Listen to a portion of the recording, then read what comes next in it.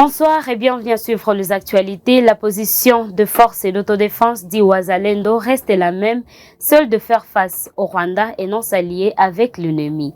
Après un communiqué lu par son porte-parole révélant ainsi son adhésion au mouvement de la rébellion AFC 123, les générales autoproclamé dit FPP bar AP Kassere Kakabidon a formellement démenti cette information. Suivez cette vidéo pour en savoir plus. Nizera Kabido nawaza mnaniona hapa kufatana na ile ma video yenye walitosha ya kusema ke mimi nimeenda ku M23 na ndio maana mnaona tunasimama hapa. Ile video yote yenye mliona ya kusema tunaenda ku M23 ile kwanza ni bongo, na ndio nataka penda niambiwa wakongomani wote wabakie huru na ile maneno kama baliona ile video ni ya ule sego yangu mtu mwenye alifanya vile vitu vyenye hatujue. Sisi enda taku M23 hata siku moja. Miaka yote nyingi nimeshapigana na M23. Haiko leo tena ndio ninapaswa sema niende ku M23. Nimeshapigana siku za kutosha. Na ndio naambia wakongomani ile maneno kabisa waitoshe moroho ile kusema nienda ku M23. Na kwa hiyo wakati niko nasema tushaachana na yeye, ule sego yangu tushaachana na yeye, ashabakia mu vyake na mimi sasa nishabakia mu vyangu. Na kama mnaona basoda wote niko nabo na ofisi wote wangu niko nabo, na kama iliketa na ofisi yake kidogo hiyo wenyewe alienda nabo, lakini kwa sisi mwenyewe tunashita wakongomani hatuwezi enda kwa Munyarwanda. Na ndio maana mnatona tunasimama hapa.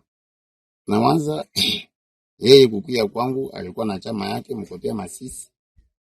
Sasa natoka Masisi akabomola chama ya General Karairi, akabomola chama ya Gido, akabomola chama ya nani ya Luanda, na mwisho kwa mwisho yeye huyu anakuja bomola na FPP. Nikusema sisi hatuwezi toka hata kamwe, na ninatangazia wakubwa wote wa nchi antuka ile kusema tunaenda ku M23 ile ni uongo mtupu. Na ile sisangasha watu kuona kale ka video na ile sinyatire na waza ile sikani. Na mie kama ingekuwa mie hakungekosa kashe yangu ya chama, ingekuwa mimi nilitosha ile communique. Ile antuka na ninaomba usamaha kwa wakongomani wote, ile babakie kimya na tutaendelea kupigana na M23. Rendons-nous dans la ville-province de Kinshasa selon un communiqué de la présidence angolaise sorti la soirée du mardi 11 mars 2025 en tant que partie médiatrice dans les conflits qui sévit dans l'est de la République démocratique du Congo. La partie angolaise va établir des contacts avec le M23 afin que la délégation de la République démocratique du Congo mène des négociations directes à Luanda. En réaction, lors des briefings dans cette même soirée, le porte-parole du gouvernement congolais Patrick Mouyaya a précisé que la position de la RDC reste la même. On l'écoute dans cet élément. Écoutez, merci pour la question. Ce qu'il faut savoir et ce que je peux en dire pour le moment, c'est que le président angolais avait une responsabilité dans le cadre de la résolution 2773. Pour ceux qui n'ont pas lu, je souhaiterais que les gens lisent parce que c'est lui qui est le médiateur principal dans le cadre du processus de Luanda. Et il a invité le président de la République aujourd'hui pour lui faire part de l'initiative qu'il a prise. Donc il faudra attendre dans les prochains jours de précisions qui pourront être faites sur comment cette initiative devrait se faire. Donc nous reviendrons pour vous donner des plus amples détails dès que nous les aurons. Rendons-nous en province de l'Ituri. Un colonel FRDC au nom de Justin Lobo a rejoint la rébellion des conventions révolutionnaires populaires qui cherche à déstabiliser la province de l'Ituri à partir du lac Albert. La communauté Lori, regroupant les peuples Lendou, réunis ce mardi 11 mars 2025, profère se désolidariser de ces derniers pour protéger la terre congolaise. Avec nos confrères, suivez ce reportage. Certains leaders de la communauté Lori, regroupant les peuples balais, ont été clairs dans leur position devant la population de cette contrée. Ils ne sont pas d'accord avec l'adhésion des enfants Lundou pour rejoindre le colonel déserteur FRDC, Justin Lobo-Pissi, ici, de cette communauté. Ils découragent tous les jeunes de cette communauté à adhérer à la vision d'un nouveau groupe armé, CRP, ayant pour objectif de déstabiliser la province de l'Ituri. Nous avons appris que Pissi lance des messages qu'il enverra de l'argent à chaque jeune de localité de Kotoni, Lakba, voire même Tatsi. Nous les jeunes Lendou n'adhérons pas à ces mouvements. Nous ne voulons pas la guerre. Lendou et Hema parlent la même langue, ce qui témoigne la forme actuelle des conflits impliquant des groupes armés diffère grandement de celle à 1998. Au nom de la population de son entité, le chef du groupement Ezekiri a salué l'initiative de la communauté Lori et appelé la population de Kotoni et des Bédou Ezekiri en général à travailler aux côtés du gouvernement pour barrer la route aux ennemis de la paix. Nous remercions le gouverneur de l'Ituri, le lieutenant-général Boya Kashamadjouni, pour son engagement en faveur de la paix. Son dévouement, jour et nuit, contribue à garantir un environnement paisible où chacun peut vivre dans la tranquillité. En cas de problème, les services de sécurité sont prêts à intervenir pour offrir leur aide à tout moment.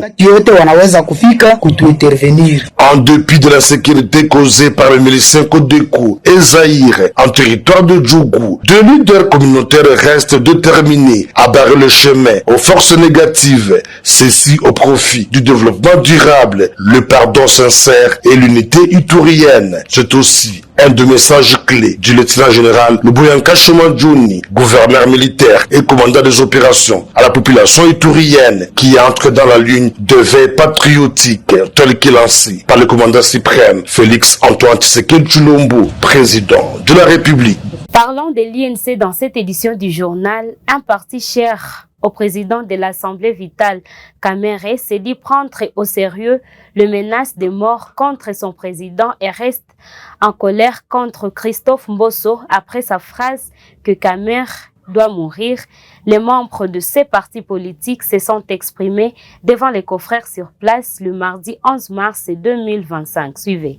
Au cours de sa réunion extraordinaire, tenue ce mardi 11 mars 2025, la direction politique nationale a noté avec consternation que depuis un certain temps, il s'observe à Kinshasa une campagne de sape, de dénigrement, de mépris, de haine, de diabolisation et d'appel à l'élimination physique de l'honorable Vital Kamerhe, pourtant président de l'Assemblée nationale, président de l'Union pour la nation congolaise, UNC en sigle.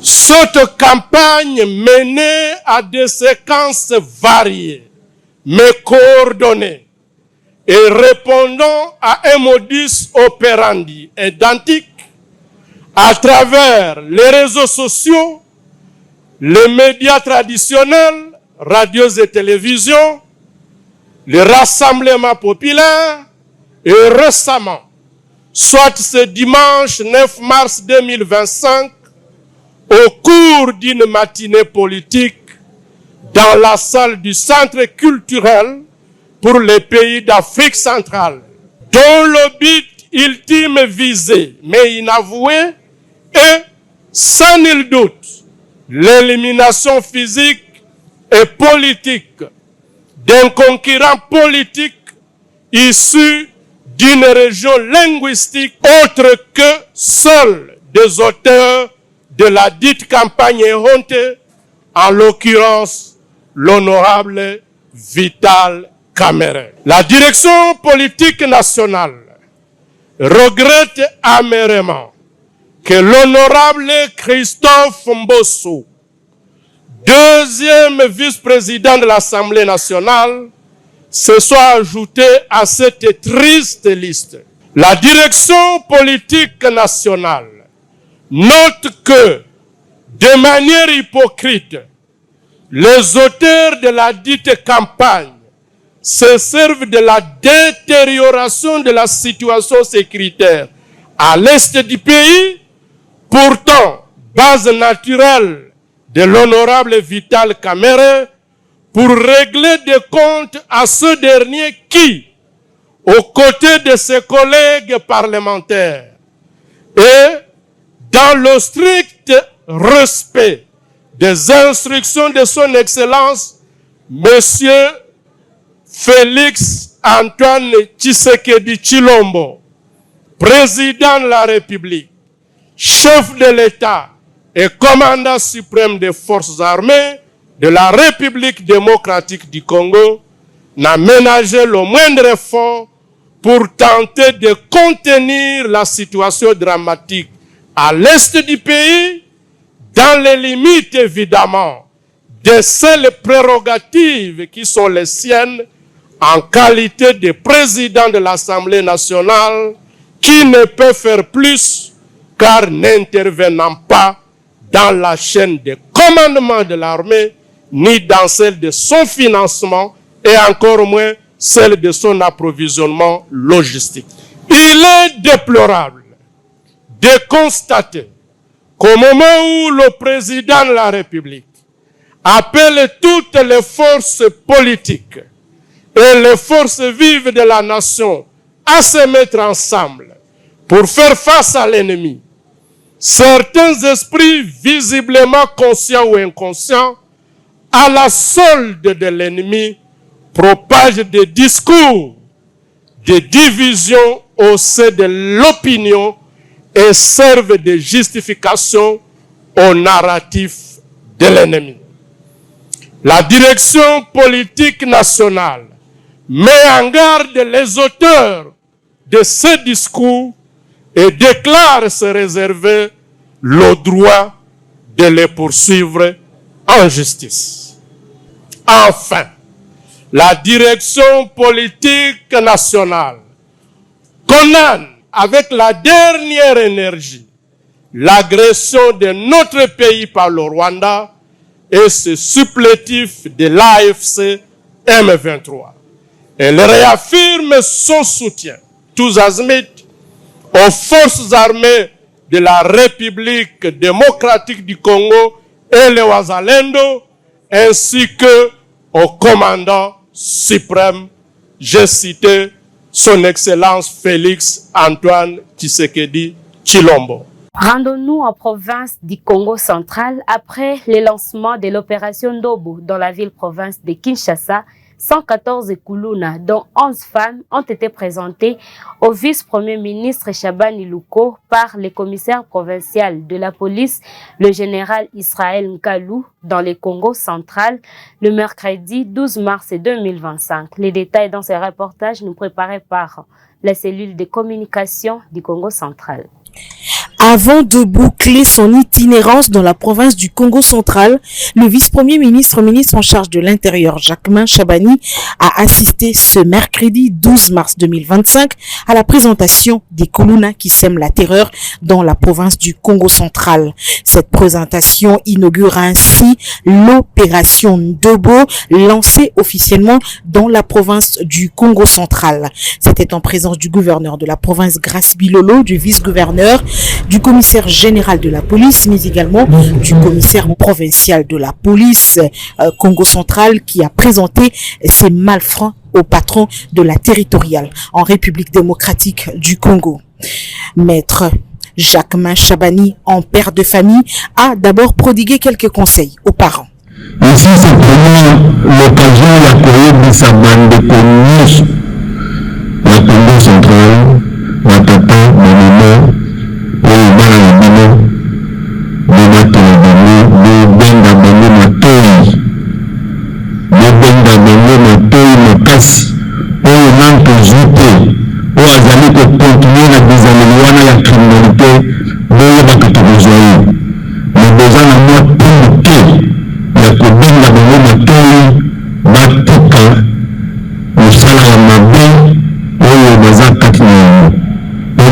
wana ezali kotia la population na biso engagée. Et nous avons la responsabilité de sécuriser la population na biso. Le deux là, oui, supérieur, chez les filles souvent du père. Lui aussi attaque les maisons avec des armes blanches et des armes rouges. Et tout cela ici, ce sont les complices de l'aigle.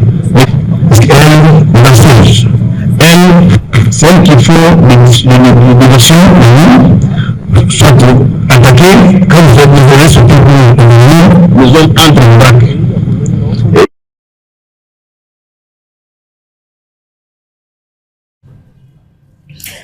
Et par la même occasion, quelques familles victimes des Koulouna à Matadi ont été présentées au vice-premier ministre, ministre en charge de l'Intérieur.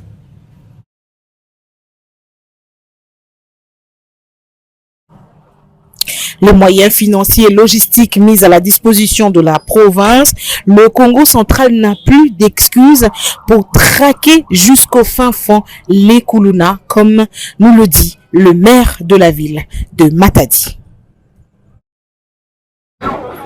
Effectivement, les Koulouna existent dans la ville de Matadi. Vous savez que nous sommes une province très proche de Kinshasa. De tout ce qui se fait à Kinshasa, à la minute, Matadi, le Congo central est contaminé. Et le chef-lieu, c'est Matadi. Donc nous subissons les effets de Koulouna ici à Matadi. Surtout qu'on a commencé l'opération Ndobo. Le vice-premier ministre, le ministre de l'Intérieur, Sécurité, Décentralisation et Affaires coutumières, son excellence Jacques Chabani, a commencé l'opération Ndobo à Kinshasa. Alors quand on a commencé à bousculer les Koulouna à Kinshasa, il fallait s'attendre à des répercussions au niveau du Congo central et plus précisément à Matadi. Et nous aussi, à notre niveau, avec nos petits moyens, nous avions pris des dispositions pour contenir tant soit peu la vague de Koulouna qui venait fuir ou se réfugier au Congo central, plus précisément à Matadi. Aujourd'hui, c'est la joie. Aujourd'hui, nous sommes dans la joie parce que notre vice-premier ministre, ministre de l'Intérieur, Sécurité, Décentralisation et Affaires coutumières, est venu lancer l'opération Ndobo ici à Matadi. C'est pour tout le Congo central, mais le lancement s'est effectué à partir de Matadi. Et ce lancement de l'opération Ndobo a un soubassement. Avant le lancement, nous avons suivi une formation sur la gouvernance sécuritaire, c'est-à-dire comment organiser les comités locaux de sécurité à tous les niveaux, du chef d'avenue jusqu'au gouverneur, en passant par le bourgmestre, tout le monde là.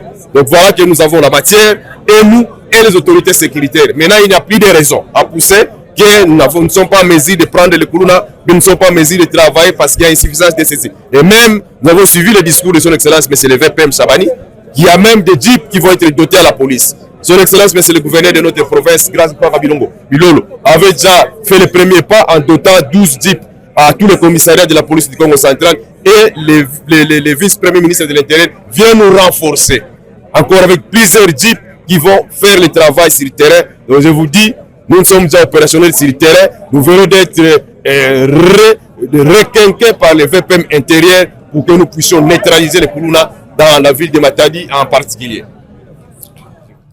La police nationale congolaise, province du Congo central, ne ménagera aucun effort.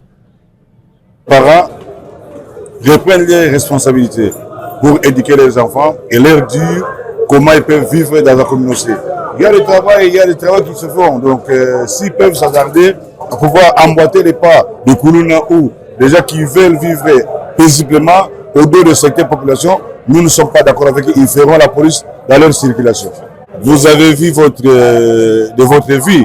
Ce n'est pas de la compta. Nous sommes suffisamment outillés d'abord professionnellement et les matériels. Son excellence, le gouverneur de province vient de doter en char automobile. Vous avez vu, tout ne peine pas. Donc on est là, bien prêt pour répondre à cette exigence. Et c'est par cet élément, messieurs et dames, que nous clôturons notre édition de ce soir. Merci de nous avoir suivis. Bonne santé.